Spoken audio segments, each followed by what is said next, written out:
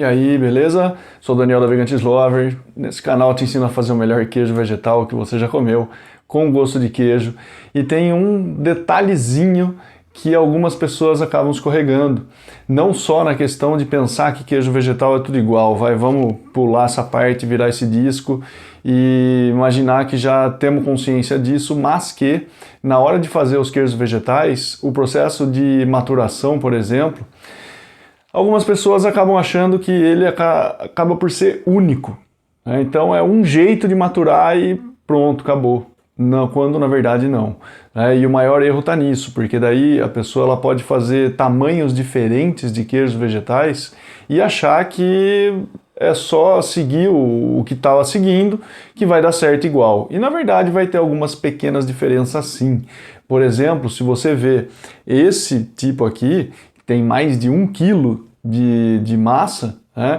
Ele, em contraponto a esse outro aqui, que já tem mais ou menos uns 140 gramas, mais ou menos, eles vão ter comportamento diferente ao longo do seu processo. Tá? Então é um pouco disso que eu queria falar, justamente para tentar elucidar um pouco essa situação, se tamanho do queijo vegetal acaba sendo documento ou não, e sim, acaba sendo. Então vamos entender um pouco por quê e, claro, como que você pode tocar um processo de um queijo vegetal com mais peso e com menos peso, o que esperar deles, né? Porque quando a gente fala de uma peça maior, o que acontece? É uma peça que tem mais ingredientes, obviamente, né? Por isso que ela está daquele tamanho, mas ela também tem mais água. Esse já é um detalhe um pouco mais interessante para a gente já pegar, tá? Porque esse detalhe de mais água que ela tem vai acabar implicando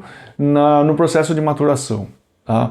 Mas depois disso, imagina só, uma peça grande, a distância que a gente tem da superfície até o centro geométrico dela, né, vamos imaginar, a gente tem uma peça aqui, é essa distância, né? Se a gente tem uma peça desse tamanho, olha só a distância entre superfície e centro geométrico, como muda, né? E daí? E daí que, quando a gente fala do processo de maturação, estamos falando de secagem de queijo vegetal. Então agora, com aquela informação de que um queijo vegetal maior ele tem mais água, imagina só o tempo de secagem dele, vai ser diferente do tempo de secagem de um queijo vegetal com uma menor quantidade de água. Mas então, quando a gente pensa essa questão, se a gente for no princípio ali, e beleza, então vamos desde o começo. Quais são as diferenças que a gente vai ter? Na fermentação, né, o processo de triturar e fermentar, vai ter algum problema ali ou não? Nesse processo, nem tanto. Tá? Isso porque, normalmente, quando a gente faz a adição ou a inoculação das bactérias, né, ou a gente coloca o starter ali que tem todas as bactérias para fermentar, o que acontece é que essa quantidade de bactérias ela está dada em função do peso. E isso daí, para qualquer situação que a gente vá pensar em relação à fermentação. Tá? Isso tudo. Se você for pensar em cerveja, se for pensar em vinho, se for pensar no próprio queijo tradicional, até todos esses alimentos que são fermentados, eles precisam ter uma quantidade de bactérias para fermentar, né? Nem mais nem menos, é uma quantidade certa para isso. Então, quanto maior for a massa, mais bactérias vão estar ali e vai fermentar daí, vai praticamente igual, né? Não vai ter diferença nesse processo. Por ser muita massa vai demorar, sei lá, 3 dias e por ser menos vai demorar 1 dia. Não, nesse momento da fermentação, não. Porque você está aumentando a quantidade, está aumentando a comunidade de bactérias também. Então, quanto a isso, pode ficar tranquilo. Agora, o ponto sim que vai ter uma diferença é o processo de maturação.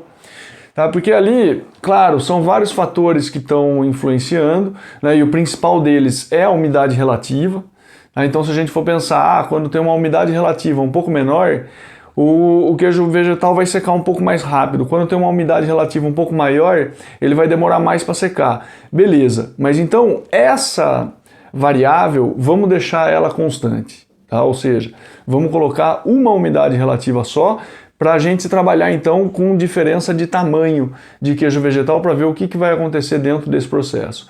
Então, com aquela informação anterior de que o centro geométrico ele está mais distante da superfície para um queijo vegetal maior, isso daí quer dizer que ele vai demorar mais para secar.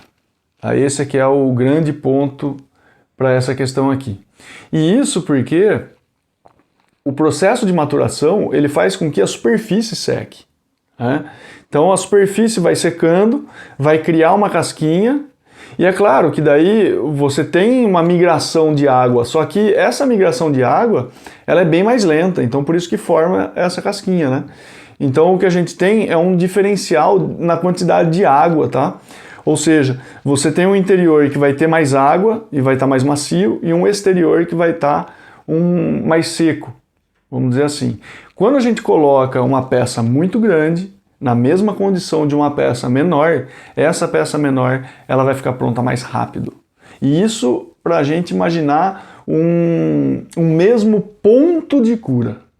Esse é o grande lance aqui para essa conversa. Tá? O ponto de cura que é algo que não interessa o tempo de cura para essa conversa aqui. Porque imagina só, quando a gente fala de ponto de cura, estamos falando do quê? Estamos falando de consistência, estamos falando de textura e estamos falando de ele estar mais seco. Tá?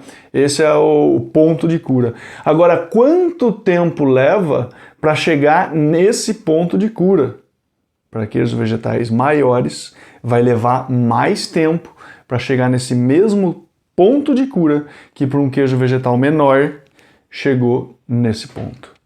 E aí você já chegou a trabalhar com diferentes tamanhos de queijos vegetais para maturar? Conta para mim qual foi sua experiência que a gente continua essa conversa nos comentários.